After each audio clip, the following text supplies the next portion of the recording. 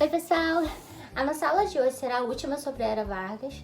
Nós falaremos especificamente sobre o período chamado Estado Novo, que foi uma ditadura varguista que durou de 1937 até 1945. Mais uma vez eu tentei separar para vocês os principais pontos desse período, obviamente, mas foi um pouquinho difícil porque tem muito assunto interessante, tem muito tema que a gente pode abordar dentro do Estado Novo. Talvez o vídeo fique um pouquinho maior, já peço desculpas de antemão.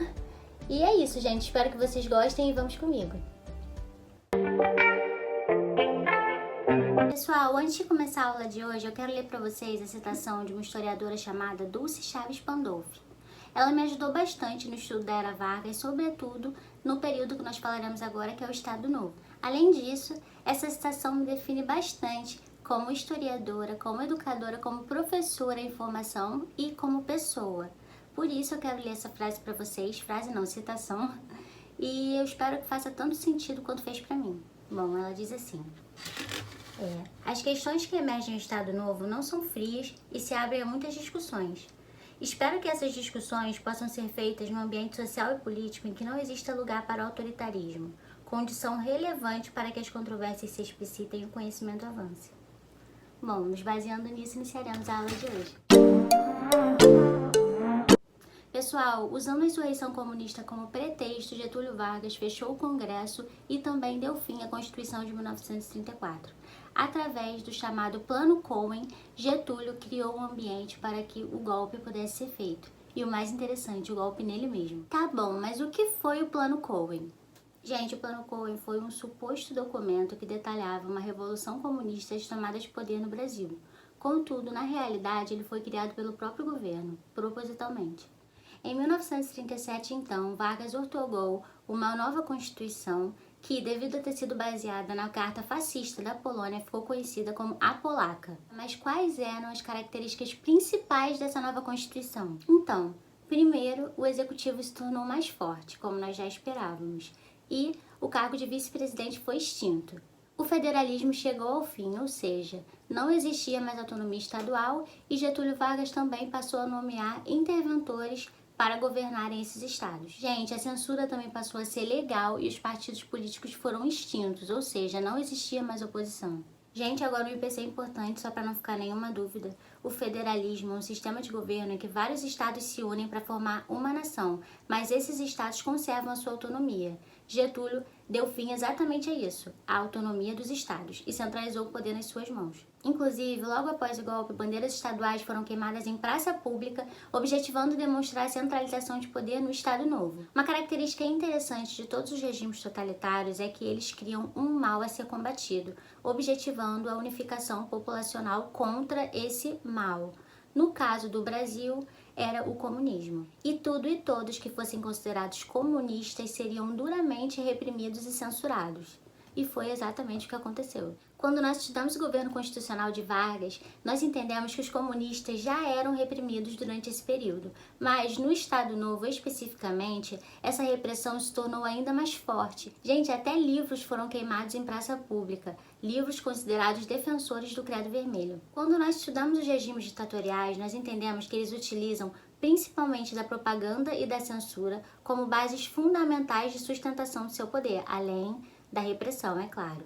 Por isso, Getúlio Vargas criou em 1939 o Departamento de Imprensa e Propaganda, o chamado DIP. Laísa, mas quais eram as funções do DIP? O DIP tinha duas principais funções. A primeira era de controlar os meios de comunicação considerando seu alcance populacional. A segunda era de, através de propagandas, promover o regime e o seu líder Getúlio Vargas. Essas propagandas podiam ser feitas através de livros, panfletos, fotografias, inclusive música. Foi nesse período que o samba ganhou espaço no território nacional. Antes da chegada de Getúlio Vargas no poder, o samba fazia parte da realidade das classes inferiores, das classes mais pobres, consideradas à margem da sociedade, digamos assim. Só que Getúlio viu no samba uma forma de propagar a sua imagem. Dessa forma, os cantores de samba foram ganhando mais espaço. Gente, nós precisamos entender que mesmo que as classes subalternas estivessem tuteladas ou não, elas se fizeram presentes nas ruas e, de certa forma, no jogo político do período. Outra característica importante do governo de Vargas era sua relação com os trabalhadores. Nós sabemos disso porque falamos sobre isso nos outros vídeos. Inclusive, uma vez eu ouvi de uma professora de história que eu gosto muito, que enquanto para os representantes da Primeira República a luta dos trabalhadores era caso de polícia, para Getúlio Vargas se tornou caso de política. Getúlio começou a propagar a ideia de que o trabalho dignificava o homem. O trabalho estava diretamente ligado à cidadania. Os trabalhadores unidos pela sua pátria lutariam pelo crescimento econômico. Era exatamente esse ideal que Getúlio Vargas queria passar para as pessoas daquela época. E, em 1943, as leis do trabalho foram consolidadas. Ou seja, Getúlio atendia as demandas dessa classe e, consequentemente, recebeu o seu apoio.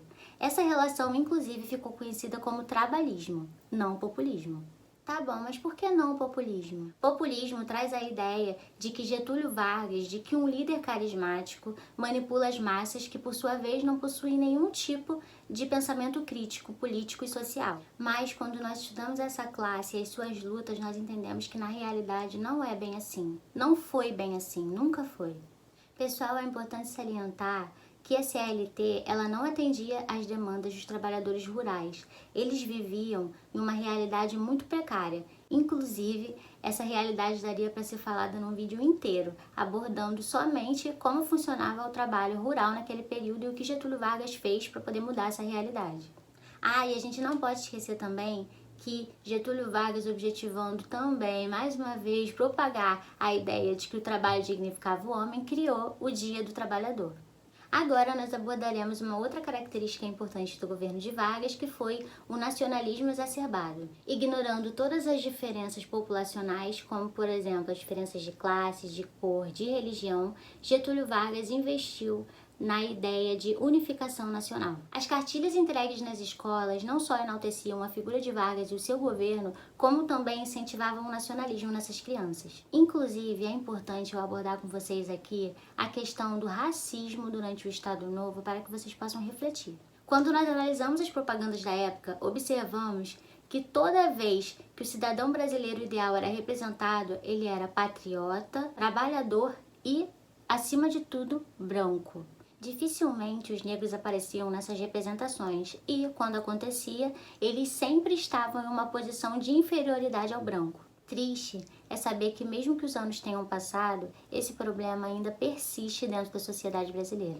Laísa, mas e a economia na época do Estado Novo? Como era? Como funcionava? Ela era nacional, desenvolvimentista. Mas o que isso significa? Significa que a economia do Brasil era baseada no crescimento da industrialização e na participação ativa do Estado dentro da economia. E como que o Estado Novo chegou ao fim?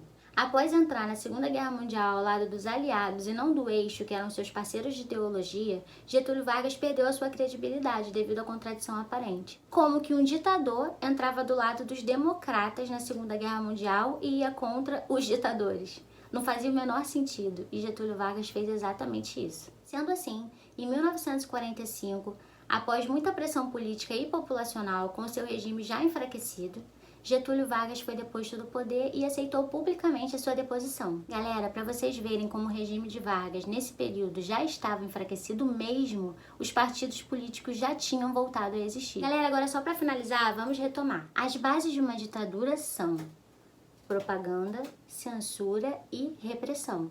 E quais eram as características específicas além dessas do governo de Vargas? Era um governo extremamente nacionalista e trabalhista. É isso, galera. Chegou ao fim. Eu agradeço por quem assistiu o vídeo até o final. Eu quero falar pra vocês que eu queria abordar um bando de assunto legal aqui, mas não daria tempo, ficaria um vídeo muito longo. Inclusive, eu queria que vocês me falassem se vocês se interessam por saber sobre os indígenas nesse período, porque eu li, eu pesquisei, eu até pensei em colocar aqui nessa videoaula, mas eu desisti porque ficaria realmente muito longo e cansativo. Mas se vocês quiserem, comentem aqui, por favor. E é isso, gente. Eu espero que tenha ajudado vocês nos estudos e até a próxima videoaula. Beijinho!